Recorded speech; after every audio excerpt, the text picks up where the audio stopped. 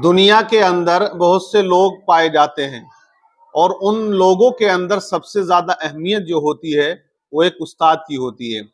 دنیا میں آپ جب سروے کرو گے، دیکھو گے، جائزہ لوگے تو استاد بڑی اہمیت کا حامل ہوتا ہے، اور اس اہمیت کا معاملہ یہ ہے کہ اگر آپ ڈاکٹرز کی ٹیم کو دیکھو تو ڈاکٹر لوگ یہ چاہتے ہیں کہ دنیا میں سب لوگ بیمار ہو جائیں۔ جب لوگ بیمار ہو جائیں گے تو ان کا کاروبار یا ان کی ہاسپٹل، ان کا جو معاملہ ہے وہ ترقی پائے گا۔ دنیا کے اندر جو ٹریولز کمپنیاں ہیں جو سفر کرواتی ہیں، وہ یہ چاہتے ہیں کہ دنیا میں تمام لوگ مسافر بن کر رہیں، ہر وقت وہ ٹریول کریں تاکہ ہماری کمپنیوں کو فائدہ پہنچے۔ والد اور والدہ کا ایک مقام الگ ہوتا ہے، لیکن ان میں بھی کہیں نہ کہیں ایک چیز پائی جاتی ہے کہ بیٹا پڑھ جائے گا، کامیاب ہو جائے گا تو کہیں نہ کہیں وہ پیسہ کمائے گا جو ہمارے کام آئے گا۔ آج جیسے کہ ٹیچرز ڈے منایا جا رہا ہے، پوری دنیا کے اندر الگ الگ طریقے سے لوگ ٹیچرز ڈے مناتے ہیں، استاد ڈے، استاد کا ادب و احترام کیا ہوتا ہے، یہ چیز ہر بچے کو جاننا چاہیے۔ تو والد والدہ بھی چاہتے ہیں کہ بچہ پڑھے گا، لکھے گا، نوکری پائے گا، کاروبار کرے گا، پیسہ کمائے گا تو ہمارے بڑھاپے کا ایک اچھا سہارا بنے گا، لائف اچھی کٹے گی۔ لیکن آپ کسی بھی محکمے میں جاؤ گے تو کہیں نہ کہیں لوب، لالچ، کہیں نہ کہیں کوئی مطلب دکھائی دیتا ہے۔ دنیا میں واحد ایک شخص استاد ایسا ہوتا ہے جسے کوئی بچے سے لالچ نہیں ہوتا ہے۔ ہر استاد یہ چاہتا ہے کہ ان کا جو شاگرد ہے، ان کا جو بچہ ہے پڑھنے والا، وہ کامیاب ہو جائے، ترقی کرے، زندگی کو اچھے سے گزارے، لوگوں کی سیوا کرے، لوگوں کے کام میں آئے، اسے کوئی لالچ نہیں ہوتا ہے۔ اور ہوتا بھی یہی ہے کہ بڑے بڑے لوگ کمپنیوں کے مالک بن گئے، پڑھے لکھے، اچھی کمائی کری، استاد کو ان سے کوئی فائدہ نہیں ہوا۔ تو استاد کا جو مقام ہے وہ ایک الگ مقام ہے۔ استاد ایک ایسا خزانہ ہے، اگر شاگرد چاہے تو اس کو حاصل کر سکتا ہے، اور بغیر استاد کے کوئی انسان دنیا کے اندر کامیاب نہیں ہوا ہے۔ بڑے بڑے لوگ گزرے ہیں، بڑے بڑے شخصیتیں گزری ہیں، ان کا جو اہم رول رہا ان کو کامیاب بنانے میں ان کے استادوں کا رہا۔ اور بغیر استاد کے اگر کوئی پڑھنا چاہے، لکھنا چاہے تو وہ نہ پڑھ پاتا ہے نہ لکھ پاتا ہے۔ ایک انسان ایسا ہے جو نہ پڑھا ہے نہ لکھا ہے، خالی اردو اس نے پڑھ لی ہے، اردو لکھنا پڑھنا وہ جان گیا۔ تو اس نے ایک حدیث پاک پڑھی، حدیث میں لکھا ہوا تھا کچھ اور، اس نے پڑھ لیا کچھ اور، اس میں لکھا تھا کچھ اور، وہ سمجھ بیٹھا کچھ اور۔ تو وہ نماز پڑھتا تھا تو نماز میں وہ ہلتا تھا، ہل ہل کر نماز پڑھتا تھا۔ لوگوں نے کہا کہ ہل کر نماز کیوں پڑھتے ہو؟ اس نے کہا میں نے کتاب میں پڑھا ہے، اور حدیث کی کتاب ہے میرے پاس، میں اس میں پڑھ کے آیا ہوں کہ ہمارے آقا صلی اللہ علیہ وسلم ہل کے نماز پڑھا کرتے تھے۔ تو لوگوں نے کہا یہ تو عجیب بات بتا رہا، ہم نے تو آج تک نہ سنا ہے، نہ پڑھا ہے، نہ علماء کی تقریروں میں ایسی کوئی بات بیان کی گئی ہے۔ لوگوں نے کہا عالم صاحب کے پاس چلتے ہیں، مفتی صاحب کے پاس اس کو لے کر گئے۔ مفتی صاحب نے اس سے پوچھا آپ ہل کے نماز پڑھتے ہیں؟ اس نے کہا میں نے حدیث میں پڑھا ہے، کتاب میں پڑھا ہے۔ مفتی صاحب بولے کتاب لے کر آئیے۔ تو وہ جب کتاب لایا اور اس نے کتاب کو جب پڑھا تو اس میں لکھا ہوا تھا ہمارے نبی صلی اللہ علیہ وسلم ہلکے انداز میں نماز پڑھتے تھے۔ کیا؟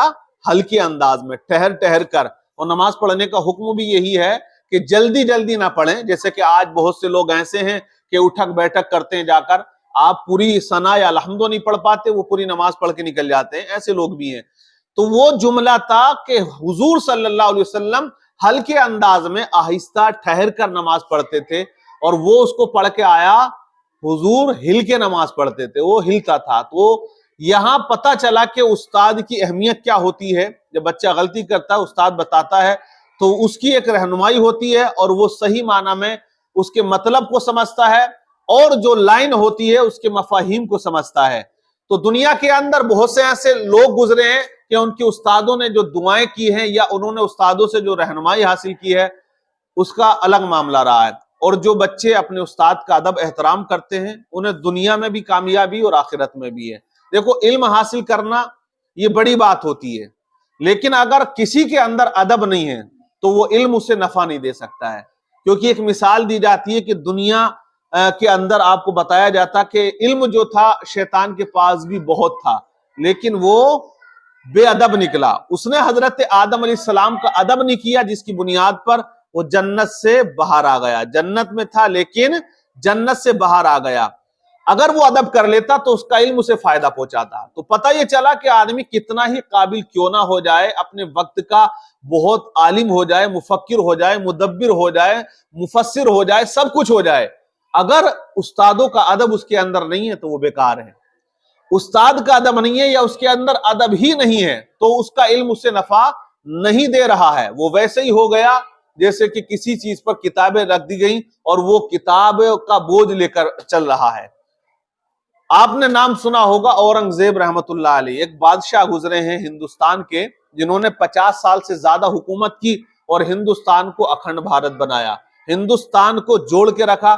حالانکہ لوگ ان کی مخالفت کرتے ہیں، بہت سے لوگ ان کو برا کہتے ہیں، لیکن ان کے جو استاد تھے ان کا نام تھا ملا جیون احمد.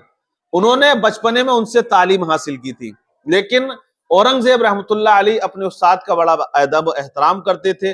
کافی عرصہ ہو گیا ملاقات نہیں ہوئی تو ملا احمد جیون کے پاس میں اورنگزیب رحمت اللہ علیہ نے ایک لیٹر بھیجا، خط بھیجا اور کہا استاد ملنے دل چاہتا ہے. رمضان شریف کے مہینے میں ملا احمد جیون تشریف لے کر آئے. اورنگزیب رحمت اللہ علیہ انہیں دیکھ کے کھڑے ہو گئے اور مصافحہ کیا، ان کے ہاتھ یعنی کہ دست بوسی کی، اور پورا ماہ رمضان جو ہے انہوں نے ساتھ میں گزارا، نماز پڑھتے ساتھ میں، روزہ افطار کرتے ساتھ میں. آخرکار عید کی نماز بھی دونوں نے ساتھ میں ادا کی، ملا احمد جیون اور ہندوستان کے عظیم بادشاہ اورنگزیب نے. لیکن جب استاد چلنے لگے تو مسافے کے طور پر اورنگزیب رحمت اللہ علیہ نے ان کو ایک چونی دے دی. کہا استاد یہ چونی آپ رکھ لیجیے.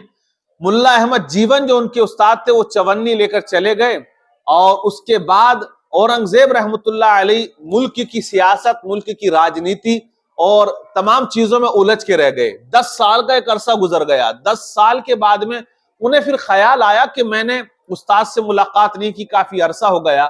پھر کسی نے بتایا کہ آپ کے جو استاد ہیں وہ تو بہت زیادہ زمیندار ہو گئے، کافی پیسہ ہو گیا، زمین کافی ہو گئی ان پر، امیر اور آدمی ہو گئے، ان کا نام جو ہے امیروں میں شامل ہونے لگا.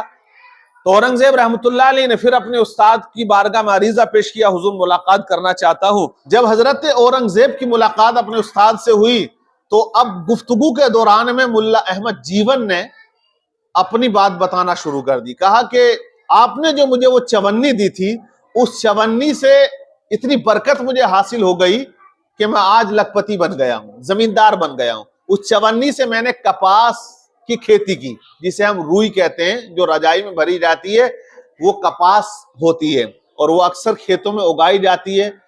تو انہوں نے کہا میں نے کپاس کی کھیتی کی اور میں آج کروڑ پتی ہوں، کافی پیسہ ہو گیا ہے.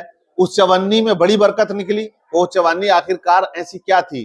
تو اورنگزیب رحمت اللہ علیہ نے خادم کو بلایا اور کہا کہ فلاں بازار سے جو بنیے کی دکان ہے، جو بنیا دکان پر بیٹھا ہوا ہے اس کو بلا کر لاؤ. تو اس بنیے کو بلایا اور اس سے کہا اپنا کھاتا بھی لے کر چلے. اورنگزیب رحمت اللہ علیہ نے اس بنیے کو قریب بلا کر کہا کہ آپ کھاتا جو آپ کا ہے، آپ کی لائف کا آپ جو خرچ کرتے ہیں وہ آپ مجھے بتائیے کہاں خرچ کرتے ہیں، کہاں سے کماتے ہیں. تو اس بنیے نے اپنا کھاتا کھول کر تمام زندگی کا جو خرید و فروخت اس نے کیا تھا سب کچھ دے دیا. لیکن اورنگزیب رحمت اللہ علیہ نے کہا کہ اس میں ایک چیز چھوٹ رہی ہے، کیا آپ نے اس میں کچھ چیز نہیں لکھی ہے جو آپ نے خرچ کی تھی؟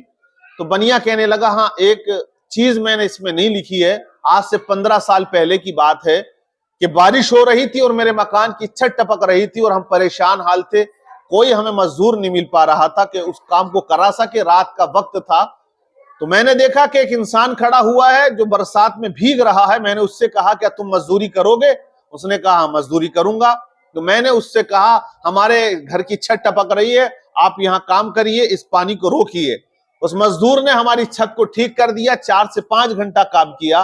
جب وہ چلنے لگا تو میری جیب میں ایک چونی پڑی ہوئی تھی، میں نے وہ چونی نکال کے اس کو دے دی. تو اورنگزیب رحمت اللہ نے کہا کہ تم نے اس کو پہچانا؟ بولے نہیں، بلکہ میں نے اس سے یہ کہا چونی دیتے ہوئے بنیے نے کہا کہ تم صبح میری دکان پہ آنا، میں تمہیں زیادہ اجرت دوں گا. اس نے کہا مجھے صرف چونی چاہیے، اس سے زیادہ میں نہیں لوں گا. بنیا کہنے لگا کہ میری بیوی نے بھی اس سے اصرار کرا لیکن اس نے چونی لے کر آگے کا کوئی مطالبہ نہیں کرا اور وہ وہاں سے چلا گیا. تو بنیے نے جب یہ کہانی پوری بیان کر دی تو اورنگزیب رحمت اللہ علیہ نے کہا آپ جا سکتے ہو. جب وہ چلا گیا تو اورنگزیب رحمت اللہ علیہ نے فرمایا کہ یہ جو چونی میں نے آپ کو دی تھی یہ وہی چونی تھی، کیونکہ میں ہفتے میں 2 دن مزدوری کرتا ہوں, لوگوں کے گھروں کے کام کرتا ہوں, میں اپنی رعایا کو دیکھتا ہوں کوئی پریشان حال تو نہیں ہے, اور باقی ٹائم جو ہوتا ہے میں قرآن پاک کی جلدیں باندھتا ہوں, ٹوپیاں سلتا ہوں, جس سے میں اپنی زندگی کے ایام کو گزارتا ہوں, اپنا خرچہ پورا کرتا ہوں. اورنگزیب رحمۃ اللہ علیہ نے کہا کہ میں نے خزانے سے, جو ملک کا خزانہ ہے, 1 روپیہ آج تک نہیں لیا ہے. تو ملا جیون کہنے لگے کہ وہ تمہاری مزدوری کی ہوئی چونی تھی جس میں اتنی برکت اللہ نے عطا فرمائی کہ اس نے مجھے کروڑپتی بنا دیا ہے. تو یہ اورنگزیب رحمۃ اللہ علیہ کا ایک ادب تھا کہ اپنے استاد سے محبت رکھتے تھے. تو اللہ نے ان کو وہ کامیابی اور فتح عطا فرمائی کہ ایک عظیم شہنشاہ بن کر وہ ابھرے, اور ہندوستان کو اکھنڈ بھارت بھی بنایا, اور رہتی دنیا تک لوگ ان کے نام کو, ان کی کارکردگی کو یاد کرتے رہیں گے. وہ پرہیزگار تھے, عالم دین تھے.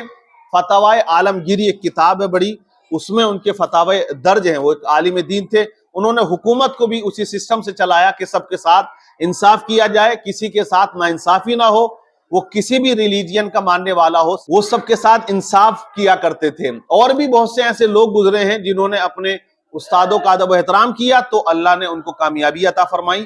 تو پتہ یہ چلا کہ استاد کا مطلب یہ ہوتا ہے کہ وہ زندگی کے تمام شب و روز گزارنے کا سلیقہ بتاتا ہے, علم و ہنر دیتا ہے, اور علم کے زیور سے آراستہ و پیراستہ کر دیتا ہے. اور علم ایک ایسی روشنی ہوتی ہے کہ انسان کو بلندیوں تک لے کر چلا جاتا ہے. تو ٹیچرز ڈے مناتے تو لوگ ہیں, تو اسے ہمیں یہ سمجھنا بھی چاہیے کہ سب سے اہم جو ہے وہ استاد کا ادب ہوتا ہے. استاد کی محنتوں کو بندے کو خیال میں اور اپنے دھیان میں رکھنا چاہیے.